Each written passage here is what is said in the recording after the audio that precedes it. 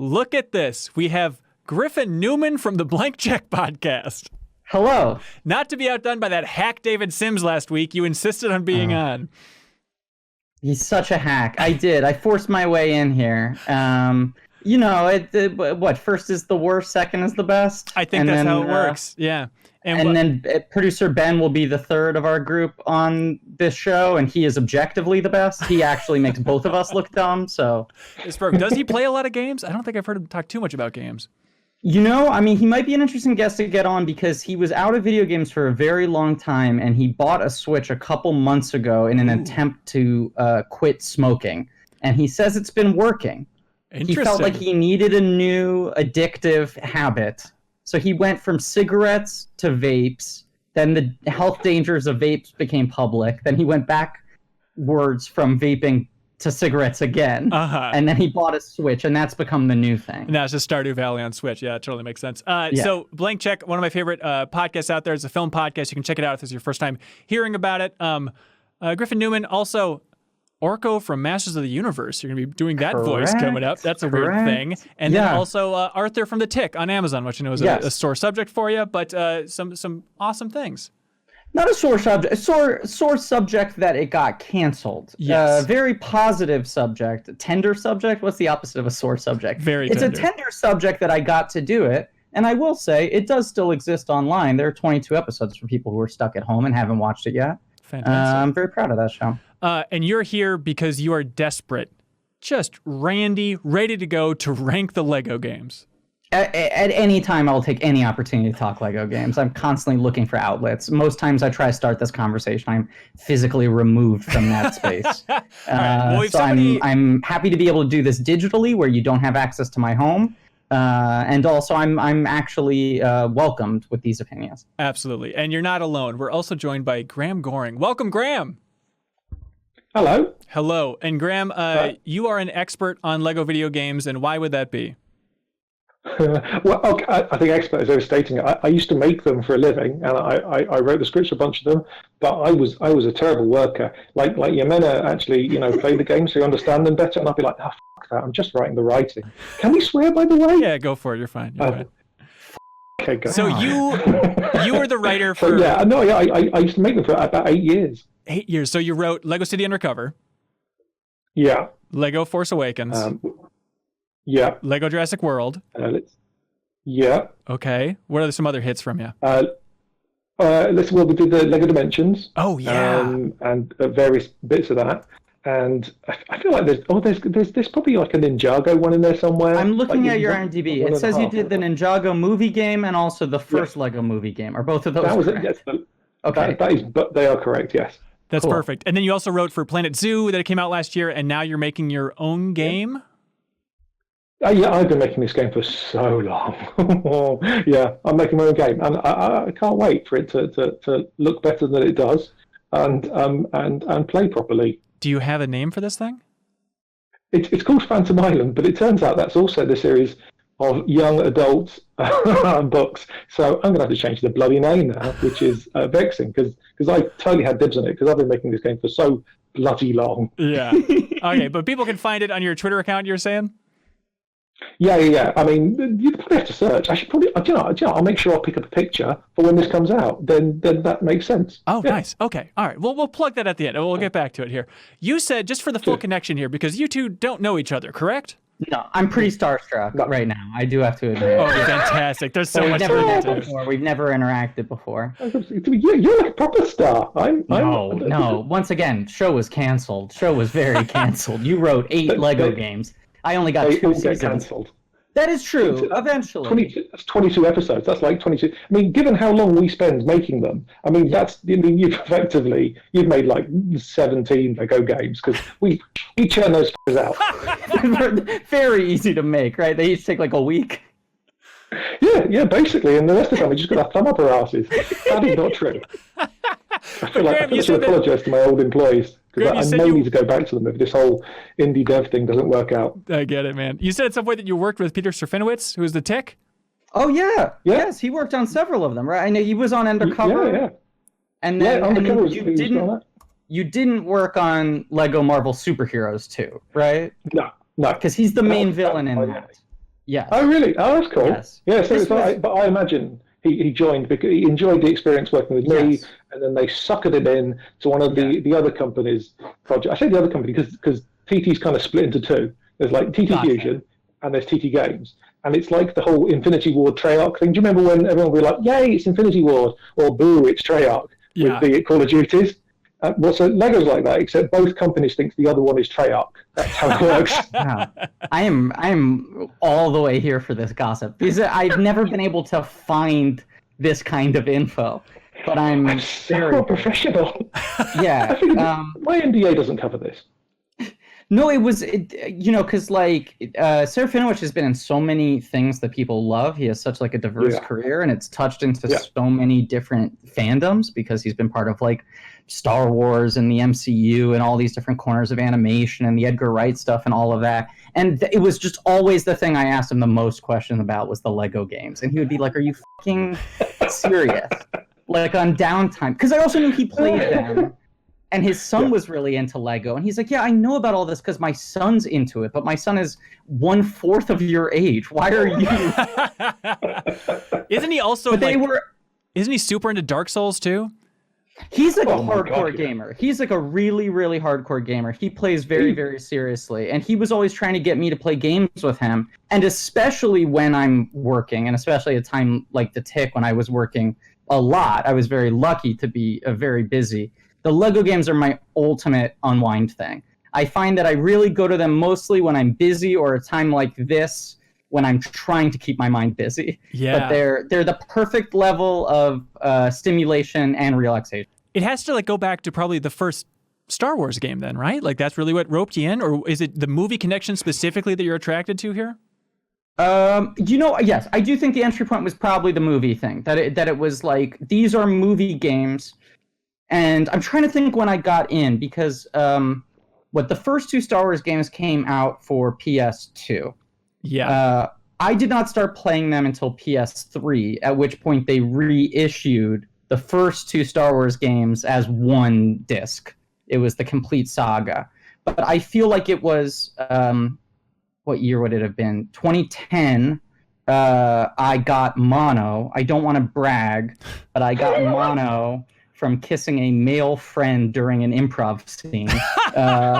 So then I spent several months, I had to move back in with my parents, and I spent several months in bed, and then that's when I really got into the Lego games. I feel like it was around that time. Maybe Lego Batman was the entry point for me, but it was Lego Batman, Lego Star Wars, Lego Indiana Jones. The first of each of those were the three I got into all around the same time. Maybe one of them I'd played pre-mono. But I do think it was that thing of like, at that time still, proportionately, most tie-in games were really bad. Especially movie tie-in games were kind of like at their tail end before they pretty much got killed off. Yeah. And it was like, they had already been out for a little while, and I kept on hearing that they were good, and I was like, really? Those things are good? Like, I'm not in theory, I should be on board. I like Batman, I like Lego, I like Star Wars, but it just felt so odd to me, and that when I finally got to the pool, I was like, this is what I want tie-in games to be, in terms of, like, the balance of reverence to the intellectual property while also being able to take the piss out of it a little bit. Which felt kind of revolutionary at the time, and I have a whole theory on how that impacted the rest of media for the next 10 years. But then also, it's like they felt like these are the kind of classic platformers that I want to play that feel rarer and rarer to find these days. Yeah, where they all have puzzles in it, but a developer once called them nuzzles to me of not a puzzle. It's just, they're not puzzles. It's just two things you kind of have to put together that slow you down a little bit, you know? But that is exactly what I want. Yeah. I want that sort of variation of gameplay. None of it's too challenging. I don't feel like a moron, you know? Like, where I'm like, why can't I figure this out? I'm like, everything is just taxing me enough. Yeah, Graham, that's what you're going for, is just people who love the film industry that are stuck in bed with mono. That's the ideal target for the games you're making? That and beleaguered parents, I would say, really. Okay. It's smart. Because they always get roped in to help. I mean, I've got a kid, he's only 2 at the moment, and at some point, I'm going to be playing through all the old Lego games with him. Yeah, which is kind of nice.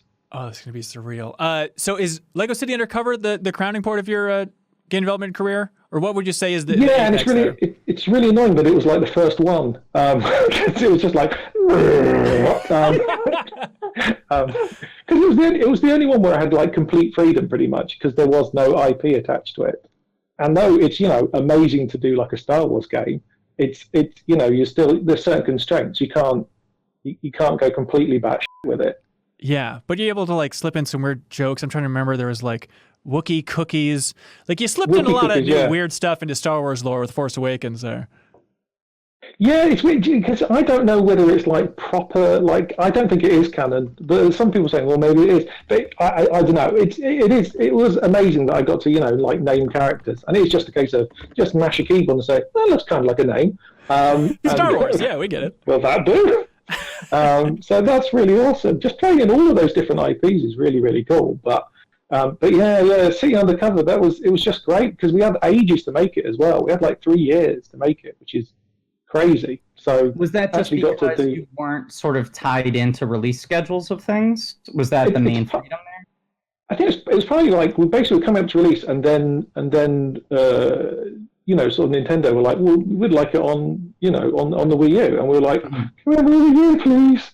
And I think that's pretty much how it shook out because it was not ready to release, and then we got an extra year, and then it was ready to release, so that was handy. But yeah, it was just also because we'd never done anything like that before. We'd never done like a free roaming big world, so there was loads of technological challenges that needed answering. So and it was hard. I'm trying to remember. There was a lot of R&D. Yeah, it was like I think the middle of the city you couldn't quite go to, but still everything around the side. But I mean, obviously Portal 2, Hall of Fame, but I still think Lego City Undercover might be the funniest game I've ever played. I think it's still top of the pile. Wow. I'm serious. Have you played that one, Griffin? I'm gonna make my shameful confession now. I just in the last week got Undercover and Ninjago. Before we planned to do this podcast, I got those two as like the two I hadn't played yet. So I have them in my Switch pile now, and I'm just launching into them. Oh, good. Ninjago's like the one that I left halfway through. So then I'll only play half of it. I'll play half of it. And I'll give up. First half, and then just it off. Yeah. Good to know. Griffin, what's your grand theory about the impact of these Lego games? Well, so I think there's something interesting to these games being the sort of beginning of like the outsider insider treatment of these very holy IPs. Because it used to be, I feel like Lego Star Wars, where there's the weird bridge from like Star Wars is the first licensed property that Lego does, which then leads to Lego's identity somewhat changing to being, half depicting other things that people have created and half making their own stuff. But Lego up until that point did not have that much of a comedic voice, certainly. And I feel like when Lego would make TV shows or they would make video games, they would be kind of very earnest and very straightforward. And Lego Star Wars is kind of the first time where there's a Lego comedic sensibility, which is sort of treating things through the mind's eye of a child in a certain way. It's like you're doing the official Mad Magazine parody of the thing. Yeah. So when you start in those early games, like the first Batman and the first Star Wars and all of that, where there's no dialogue, all of that is just sort of done through pantomime, which I think gave them a lot of latitude because there was only so much they could kind of like, not mock the thing, but satirize the thing, because a lot of it was just sort of physically deflating the pomposity of moments or the seriousness of moments. Like Amidala dying. Fall apart. Right. Things like that. You could always throw in some physical humor or whatever. But as the games became more complex and added their own dialogue, and especially as they started getting legitimate people to voice those parts, it really becomes this thing where it's like, this is an official parody. This is like the one outlet where these big companies are allowing another company to have creative free reign with the thing. It happens even before like the those Robot Chicken like Star Wars specials start happening, which I feel like is like all of this is like the tightening of the George Lucas grasp on I will allow people to make fun of my thing and put the official stamp on it. Star Wars detours and that nonsense. Totally. Yeah. And it extends to all these other companies that also allow Disney and Warner Brothers and all these places. And then the apex of it is the Lego movie, which I think wouldn't have a sensibility if not for the games. You know, as much as Lord Miller bringing their thing to it, I don't think that movie would know what it was. I don't think there would even be a starting point in terms of what the sense of humor of Lego was if the games hadn't already set that up to some degree. And then that becomes, well, because Lego already is this property that has all these official licenses and they allow us to make fun of them, then why wouldn't they allow us to do that in the movie? So it felt sort of like revolutionary in that movie when you suddenly have Batman as a proper character, and it's a parody of Batman, but it's an official Batman coexisting with all these other characters. And now I feel like we're living in a landscape where that's happening all, you know, where things like the second Wreck-It Ralph movie having all the Disney princesses in it and being like, they all coexist, they're mocking what their own tropes are. We don't have to worry about whether this is canon with those movies or not, you know? And even to like a crazy degree, something like The Joker, I think comes out of like the long tail result of these places being like, we don't have to treat every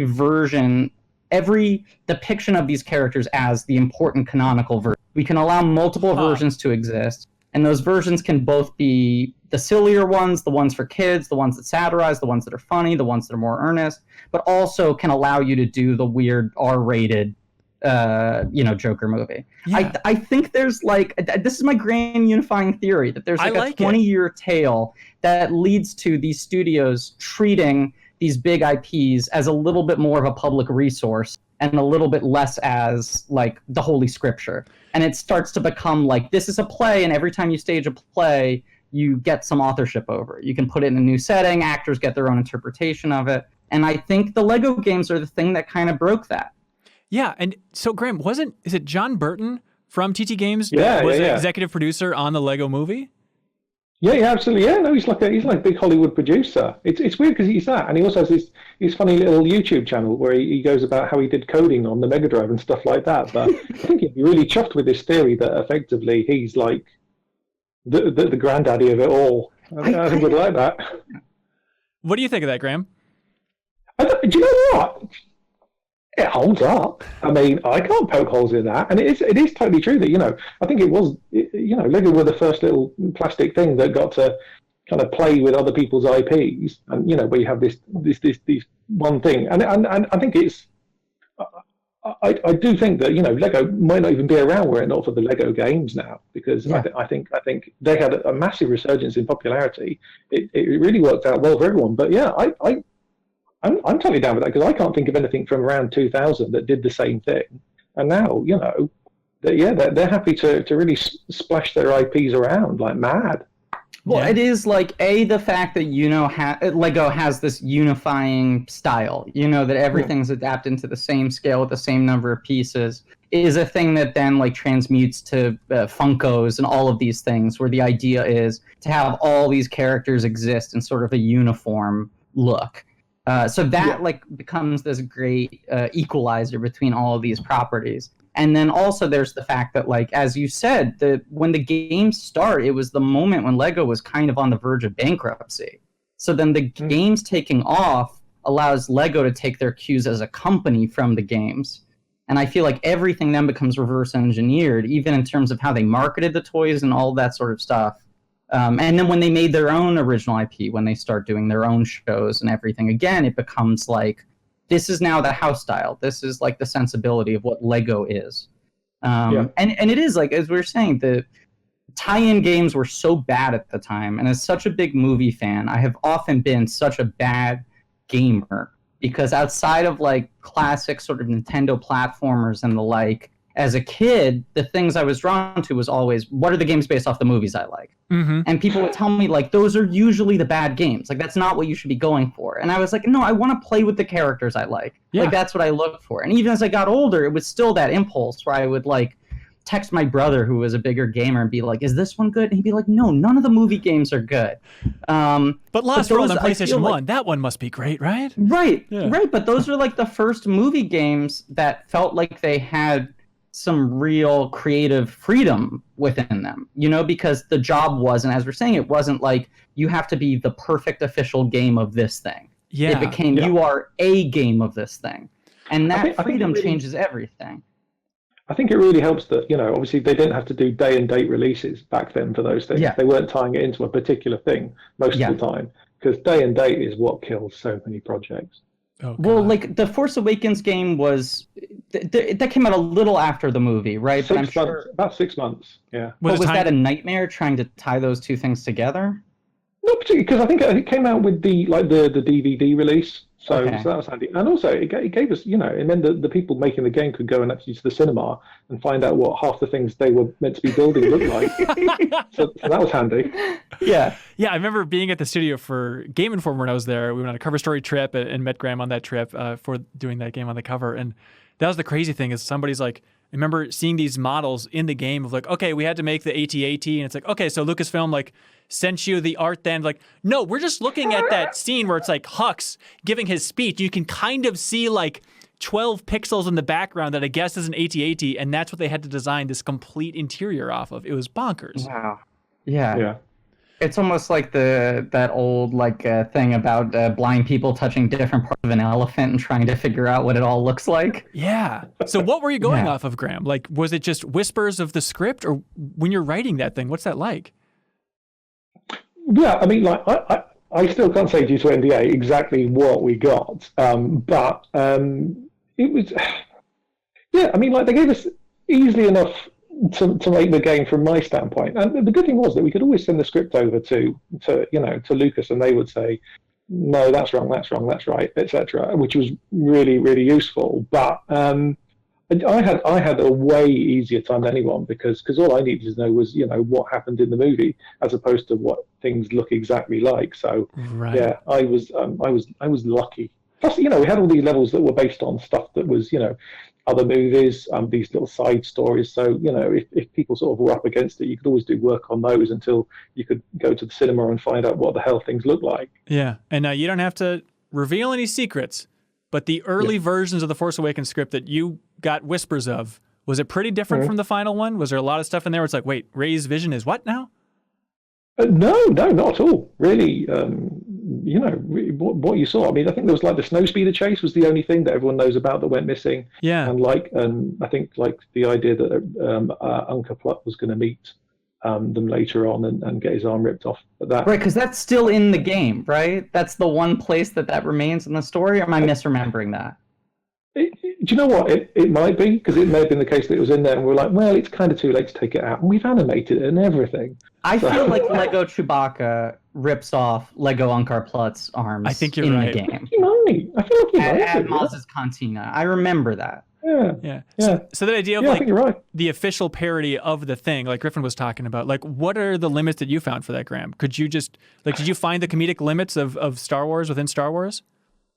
Literally, the only joke I think I had pushback on, there was this one where there's a mission where you're trying to save some people who are in another ship who effectively are arms dealers, and then and I had a joke like when you save them, go, yeah, now let's go and sell these weapons to propagate a war that's going to result in loads of death, effectively, and they were like, no, and that was literally the only thing I got pushback on, and everything else. And then they were Last Jedi essentially makes that text. Oh yeah, it kind of Not does. as a joke, but there's the scene where they're like, by the way, you understand that this is all run by arms dealers, right? Yeah. Do you know what? They definitely stole that from me then. Yeah, you deserve credit. Yeah. Griffin, when you're playing these Lego games... Actually, I'll check the credits. It might be I'm in them. Yeah. When you're playing these Lego games, do you want to write them yourselves? Like, what do you think about the writing overall? What stands out to you? Are you jealous? Are you happy? I do think about that. I mean, as I made the already, but it reminds me so much of a Mad Magazine, which I was so obsessive with as a kid, and that sort of approach of their movie parodies would come like 6 or 8 months later because of the delays of publishing or what have you, and it would always be that sort of thing of like going scene by scene and trying to figure out what's the funniest thing to riff on in each scene. You're not tackling a parody in like a Mel Brooks way, where you're parodying the entire concept of the movie and changing all the characters. It was like you're changing each character name, and then each scene you're figuring out what's the funniest reversal that could happen here? And that game is always really fun to play. So even like something like Force Awakens, where like I saw it in theaters and then knew the game was going to come out in 6 months, I do feel like I was noodling in my head of like, what are they going to do with this? I think the thing I get most jealous of is like when I play the ones like the Marvel game or the Batman games now, where they're not connected to a cinematic universe, so they can cast any actor in any of these parts. I'm like, what do I have to do to play one of 800 characters that you can unlock? I'm like, there's so many characters in these things. I understand I'm not going to make Star Wars because they're using the real actors.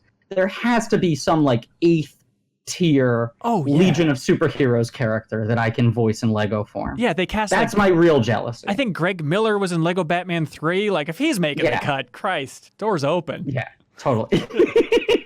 I would just say pitch your day rate very low, and as far as I'm concerned, I don't have a day rate. I mean, maybe my agent would disagree with this, but I feel like I'm always saying to them, like, can we find anything here? Graham, with stuff like Lego Jurassic World, it's so fascinating. It's like, I love Jurassic Park in particular, but I guess the entire Jurassic series. And it's just that weird thing of like, when you're using clips from the movie, do you ever worry about it being too jarring then when you're writing your own dialogue? Because it's like, okay, especially when like some of that audio quality for some of the Jurassic stuff in the game was like a little rough. And it's like, and now here's a pristine audio quality joke from a character on the side. Like, it makes that weird disconnect that's tough to avoid because you want to have fun. Do you know what the weird thing is with that one? I wasn't involved in the cutscenes at all, because like we had like this really good cutscene department. They basically just took the lead completely on that, and then I was just writing all the in-game stuff. Oh, so, wow. The audio quality thing was a bit of a not ideal, but so it didn't affect me. I just wrote my stuff and trusted that it would all kind of join up vaguely well. Yeah, yeah. When you look back on that project, what do you think of? What stands out from that one? It was fun. Do you know, working with the actors doing the VO sessions was really nice, actually. Just, it's always surprising when you work with like, A-listers and stuff like that, a lot of them are gamers and they're totally into it and really happy to do this stuff. That's always kind of, I suppose, getting to, direct them occasionally when, they were scheduling snafus, basically, was great. Yeah. Does it feel like, because I think a lot of people from the outside would be like, oh man, just to work with Star Wars or work with Jurassic World as a license for, I mean, how long would you spend on that? I mean, a year and a half? Year and a half, about that. Okay, it's like, that seems like a dream, but does it just boil down to a job? And most of the time, you're just sitting at your desk typing jokes or trying to figure out a spreadsheet, right? You're not actually feel like you're soaking in the world of Jurassic Park? You're absolutely right. I mean, to be honest with you, pretty much every single IP that we worked on, I was fairly well immersed in anyway. There wasn't much that I had to familiarize myself with, so it was all, known quantity. But yeah, it's kind of like, I wouldn't feel it was that I was doing anything particularly special, but literally 2 desks over, someone's like, sorry, you get to go on a Skype call with, Chris Pratt or one of the other actors, and they would be like, you're so lucky. But I was just worried about getting the damn dialogue in the game, to be honest. Writing something on a Monday and getting it recorded on a Friday was, please don't have too many f***ups in the spelling. That's all I was hoping for. Yeah. Can I ask potentially a dumb question, because I just don't know here, and I'm very curious to how this process works. How much of your job is writing the dialogue versus figuring out how to adapt the scenes from the thing into game form? For me, I don't have to do any of that adaptation. That was the cutscene thing. They would do that.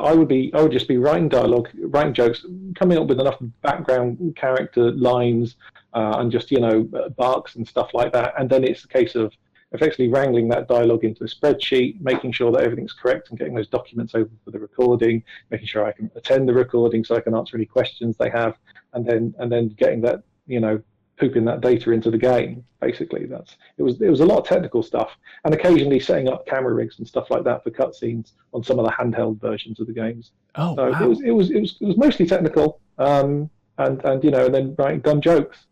Yeah. Did the just rotation and just how many games you're cranking out? Did you just get a little fried, or why'd you end up leaving?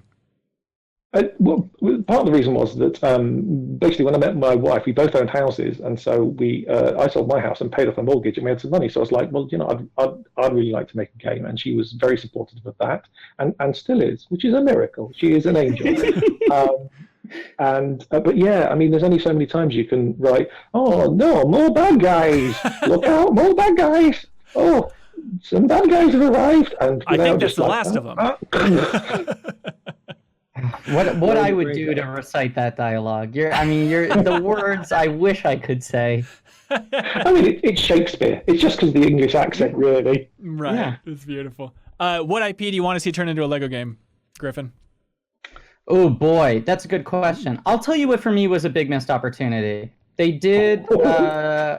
No, this one irked me, and I feel like I tweeted about it a lot. I didn't think I had any power to change anything, but I needed to vent my frustration to the world.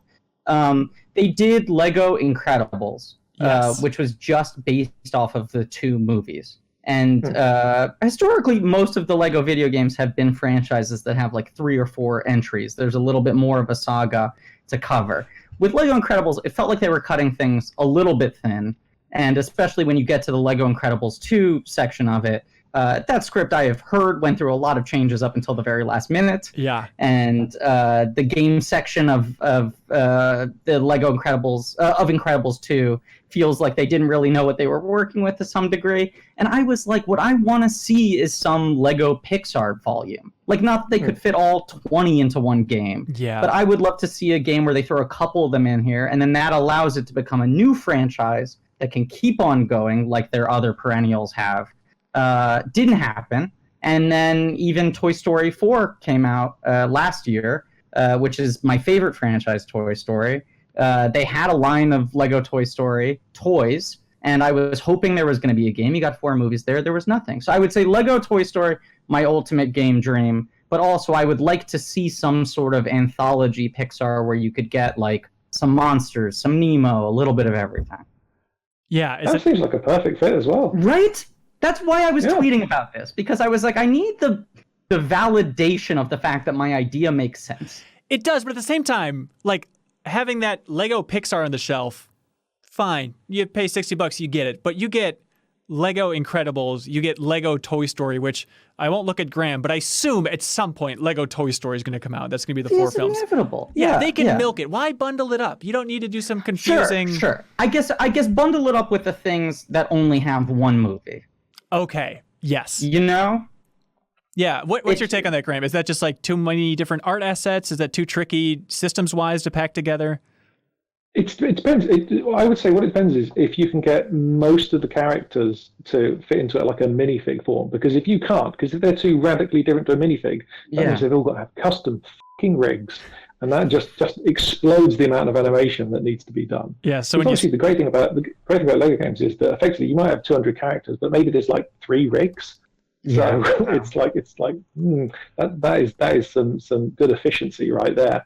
So it would depend if they could get that too. But there's probably plenty of movies where they do have enough, like humanoid characters that you could totally do that. But Finding Nemo, Lego Finding Nemo, I can't see that how that little rocky. I'd imagine you saw like the Lego Mario set, Graham, and your brain melted thinking about how that would possibly pack into a video game like that. That'd be really cool because we got to do like a few little Mario bits in the original release of City Undercover, and that was really cute. But I really like the look of that set. I mean, I'm not going to buy it. I'm not made of money. I mean, there's a pandemic going on. But, it does look cool. But yeah, my pitch. I hate doing this. Like back when I was at Game Informer and talking to devs, like the worst thing is when you'd hear another journalist try and pitch a game or a feature for a game. But I made an exception for one case, which was talking to Arthur Parsons over there from TT Games. And I was like, you don't even need to license anything. The greatest layup in history in terms of sales for this stuff, make Lego Old Testament. Think about, now maybe it's just, over there in England, they're like, I don't know, the Bible. Griffin, seriously, how many people in America would buy Lego Old Testament? That thing would fly off the shelves, right? I mean, some have called it the greatest story ever told. I think there's a good argument. It's maybe the most epic saga, the only saga that could beat Star Wars in an arm wrestling match. Absolutely. Yeah, no, it seems like a slam dunk. A lot of characters. Yes. A lot of big set pieces. Hilarious. Yeah. Challenges, puzzles, tests, circumcisions. Yeah. What else do you need? Yeah. Yeah, I mean, to be fair, we are godless infidels over here. That may be why it didn't fly. That could be it. Yeah, Arthur looked at me like I was fucking nuts, but yeah. Here's the thing, though. If they made that super, what was it, Noah's Ark game for the SNES, like first-person shooter thing. So why the hell not? Yeah. I mean, and also, you don't have to pay for the IP. Right. Yeah, I really think so. It's like VeggieTales can do it. They can be, quirky with that, and they make a gazillion dollars. Yeah, I feel like, it's right there. Okay, Griffin, do you want to actually rank these things, your favorites? Okay, yeah. So what are we? Give me some confines for the ranking. Well, what we do we want to do like a top 10? Like, what do we want to do here? I think we go like a little bit like we did with David Sims here last week, where it's just the most fun ones to play now. You know? Okay. You can't be like, oh, well, I really loved it back in the day for this reason. Just what you think holds up the best, and as many as you want to rank, as many as you feel comfortable with. Okay. It's weird. I don't know if it's just like it lodged in my brain. It's the one I get stuck on. But there's something about, in particular, Lego Indiana Jones 2 that I always come back to. I think there's something about the Indiana Jones world. It's a little bit similar to the Jurassic World, which I think also translated really well, where it's a little closer to the world we know, with weird elements in it, as opposed to Star Wars or Batman or whatever, which are all just kind of wackadoo.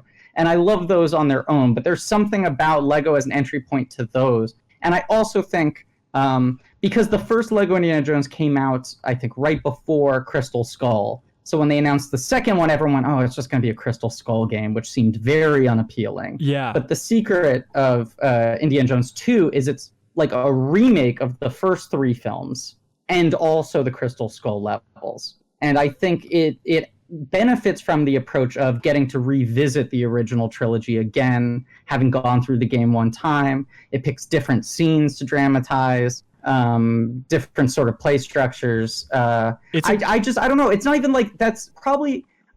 I like Indiana Jones. It is on the lower end in terms of my fandom for the properties that Lego's cover. But for whatever reason, that game is like a really, really good balance. I love that you chose that one too, because I think the first time I visited Traveler's Tales for the Lego Marvel Superheroes cover, I think we asked them like what the developer's favorite game was from the Lego series, and a lot of them picked that. They're like, we think it's the unsung hero of the Lego games, because I think it was the only one that had online co-op, or the only one in that era that had online co-op, and there are a lot of other kind of features that they experimented with back in that time, and just having that ability to like iterate so quickly and just do the trilogy again. I feel like everybody feels like, it's like basically a sequel, except we just get to recreate the same stuff and make it better and better. And so that seems like a lot of developers' favorites. It feels like it benefits from the improvement. There's a lot of weird like experimenting like that. Like there's a level building feature as well. Yeah. There's all this stuff in it that feels really kind of like people being able to stretch their arms and try some new stuff. And I also just like I like the Lego game mechanic of different characters having different specialties. I mean, it's like my joy at realizing Luigi could jump a little bit higher as a child. The way the Lego games take that to like the nth degree, I love like, this Lego Indiana Jones character has a book, which means they can solve puzzles. Like any of those sort of mechanics, I'm all on board with. Yeah. Okay, the number 2, I would say, I'm looking at the list here. Mm-hmm. Well, this is one I played recently that I was very impressed with. They did the re-release of the 2 Harry Potter games, which were earlier remade for the next-gen consoles. And there's something about Harry Potter that works really, really well in the Lego format because of the spells. Collecting spells as new skills. And even though certain characters have certain specialties, you also just being able to cycle between them, it makes every element of the game that same kind of very basic muzzle solving. because anything you come up against, you're trying to figure out which thing you already have in your little rotation is the thing to apply here. Good breadth of characters, good number of movies and stories. That's still in the zone where you're getting it's pantomime. You're not getting the dialogue. Yeah. So it's the goofier version of it as opposed to the epic version of it. But I just think the gameplay works really, really well there. That was actually one of the first ones where they had like a proper physics engine as well. So the destruction was way better than any of the previous games. So that makes a lot of sense. It's the size of it feels really big. I mean, even just being able to walk around Hogwarts as the hub in between levels, the sort of exploring in that feels the best. Now, I swear to God, I'm not just saying this to butter up the other person who is on this call with us, but I think Force Awakens is the best of the Lego games. I think far and away. I think it benefits in that Indiana Jones style of being able to revisit the earlier films, in addition to being able to apply everything that the team has learned to the new film, and also that you get the actual actor voices, that it feels a little more substantive in that way. I like all the sort of appendix stuff. There's the level based off of that prequel comic about how C-3PO gets the red arm. Yeah. I feel like it's a very all-encompassing game, and it's not fair to hold this against it. But the only thing I resent with Force Awakens was it made me think, okay, they're going to make a new game for each individual entry in the Disney era, and then they will also use that game to revisit some of the previous things. Now I know there's the complete Skywalker Saga game that's coming out, but at the time I thought a game just for Force Awakens, I don't know, like Incredibles, is it slicing it too thin? I felt like it was a good vehicle to be able to tackle so many different elements of Star Wars that I'm a little disappointed that then it was held off for the all-encompassing game. Yeah, and Graham winced like that wasn't always the plan. And then his camera actually shut off. Oh, boy. Hang on, you still over there, Graham? I feel like we were about to get some really good scoops. It looked like he was like biting his lip. Yeah, he really waiting was. to weigh in. The camera went off, for the listener at home, I mean, literally went off the second I stopped talking. I heard a quick blaster shot, too. It's really bizarre, but... A blunderbuss, yes. Anyways, I guess he can try and figure that out. Do you have more on your list? Other favorites? I do. Lego Marvel Superheroes 2. Second one. Which is the most recent one. Because there's Lego Marvel Superheroes, then there was Lego Avengers, which is kind of unofficially MCU. It's more MCU influenced. And Lego Marvel Superheroes 2 is the direct sequel to the first one, which is just in kind of wackadoo Lego Marvel Comics land, where you're allowed to have everything mash up. I think it's the one with the best narrative. It is the one where it feels like the team was able to write a really unique story, because it's all about King the Conqueror causing this time rift, and so you're dealing with alternate versions of the Marvel universe. So you have sort of the Spider-Man noir universe, and the sort of medieval universe, and going to different planets and all this sort of stuff. It feels like, to me, what I want. Is he totally gone now? I think it might be restarting. Let's just wait for him to come back here. Sure. Hey, in the meantime, what do you think about... Oh, never mind. No time for that. He's coming back. Maybe. He's got to turn his camera Sorry on. about that. Are you back? Are you alive? Yeah, I'm live. There we go. There we go. Who got you? Sorry about that. Good technology. Sorry, what were you going to ask you? Oh, about Force Awakens. Oh, but like the bonus stuff in the Force Awakens game. Like I think of, this is such a weird specific thing, but somehow I ended up meeting Anthony Daniels in Las Vegas, like as he was on his way out to record like the final bit of mop-up VO for Force Awakens, the film. And I said, like, and the movie wasn't out yet. And I was like, oh my God, C-3PO's red arm. That thing looks crazy in the trailers or whatever. And he's like, oh, that red arm. And he complained about how much he hated the red arm for a while. So I'm curious, did you like record dialogue with him all about his journey to get the red arm then? No, I've got I got a photo of me with him in the recording studio. He was lovely. It was really good fun, because we'd meet before the actual recording sessions to basically, because he kind of has ownership of that character. Yeah. And we'd basically meet before the recording sessions and basically go over the script and say, well, we could make this, a bit more flowery. It's not rain, it's precipitation, stuff like that. We'd sort of just punch up the scripts, me and him together, because he nobody knows the voice of C-3PO Anthony Daniels. Yeah. I think we've still got his phone number somewhere. We could totally prank call him. Oh my god, that'd be great. Did you have any big takeaways about how he sees the character that was different from what you're expecting or anything like that? No, not really. No, not really, because he was actually surprisingly really, really happy with what I'd written, and which was, a surprise. I mean, I felt I captured the voice fairly well, but he was a joy to work with. It was really good fun. Oh, I'm curious, are there any other actors you worked with who were similarly protective of the characters? Like, was there anyone else you were surprised where they kind of came in and said, like, I don't think I would say it this way, or this is the core of the thing for me, or any of that? Do you know what? I didn't have that at all. Really? They would. I think because they appreciated, they got the fact that it's Lego Star Wars, and therefore there is more latitude with that. So they were totally down with it. We did some really stupid announcement stuff with General Hux, with Donald Gleason, and he was totally down with that. His only issue was that he was told he was coming in to do 10 lines, and I'd written about 40. I was like, so.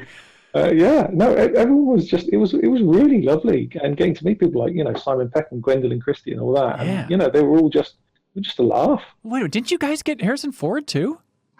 Yeah. How the hell did that work? How the hell did that work? Yeah. I mean, I'm assuming a truck full of money is how that works. I mean, I feel like NDAs, but, do the math.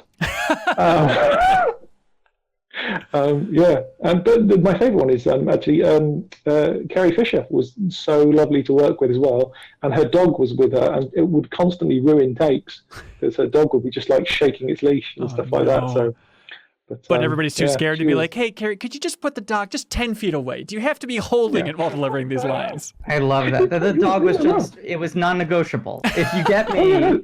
The dog is in my arms on my... It's amazing she wasn't holding the dog in the film itself at all times. She's that's Gary. That was his name, the dog. And Gary, it was Gary Fisher. It was just really lovely sessions with them. That's so sweet. Do you miss working on the Lego games?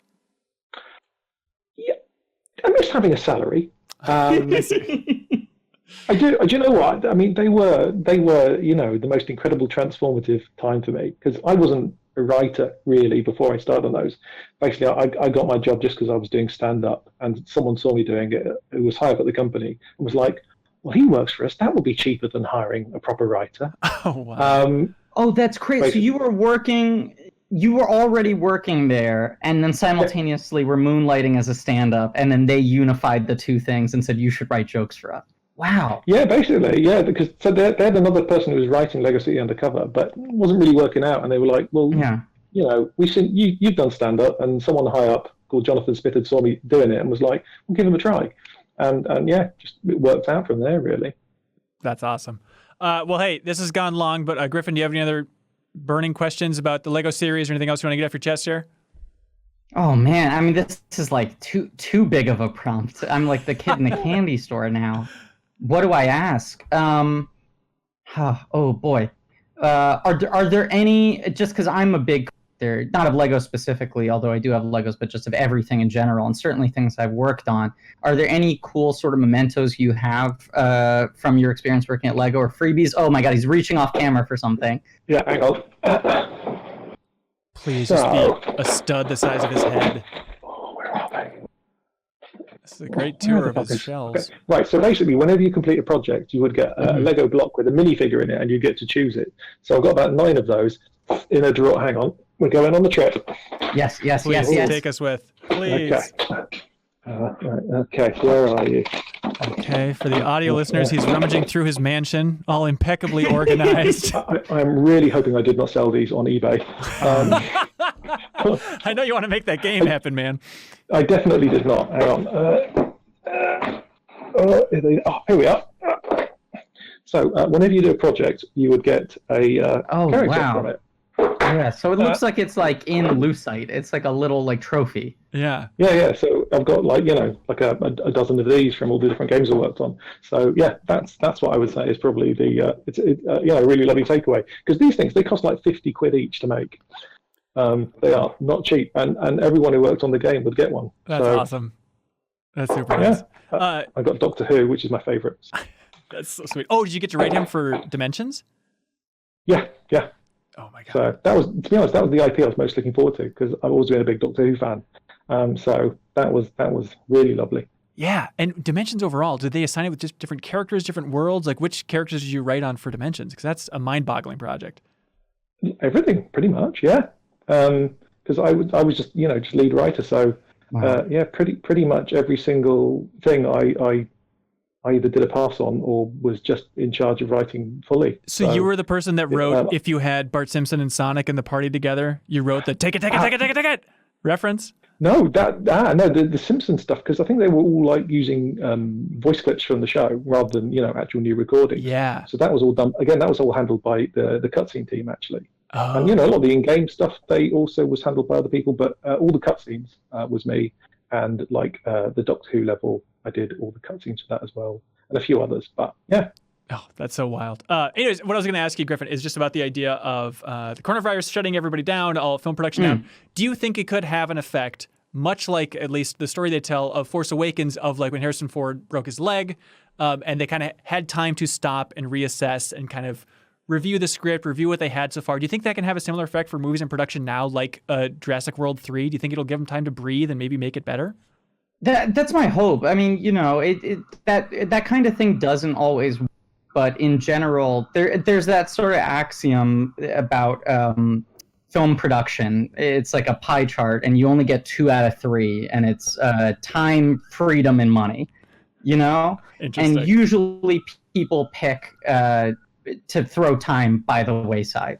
And these days it feels like the studios just throw time by the wayside. They go, that's not even on the table. Yeah.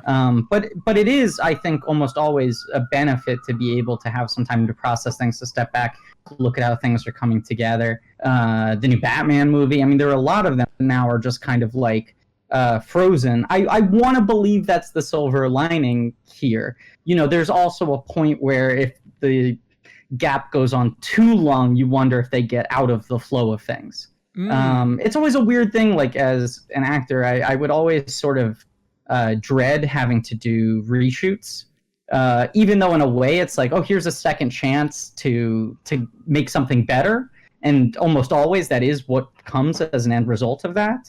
There's something like, you feel so vulnerable that when you're making the thing, that when they ask you to do it a second time, it's like double painful. It's like poking a wound that's just starting to heal, whether or not you have regrets about how it was done the first time. So I think the ideal is the gap goes on long enough that everyone is longing long enough to get back on set, that when they come back to it with the thought they put into it, everyone has completely field tested their side of the thing in the minds, and we'll get like a solid year run where every blockbuster is a masterpiece. That's my very idealistic prediction. Yep, lock it in. It's going to happen. Well, hey, Graham, do you want to plug your project that doesn't have a name or a website? Yeah, sure. Well, just to follow me on Twitter, just my name, Graham Goring, and I'll make sure I put maybe a GIF.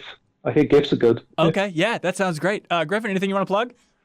Yeah, Blank Check with Griffin and David, my podcast with David Sims, previous guest with the MinnMax podcast, where we talk about movies. We're going through the filmography of George Miller now, which also would be a Lego game that I would love to see that will never happen. Lego Mad Max, I would really be on board for. Tick is still streaming on Amazon, and I think every country.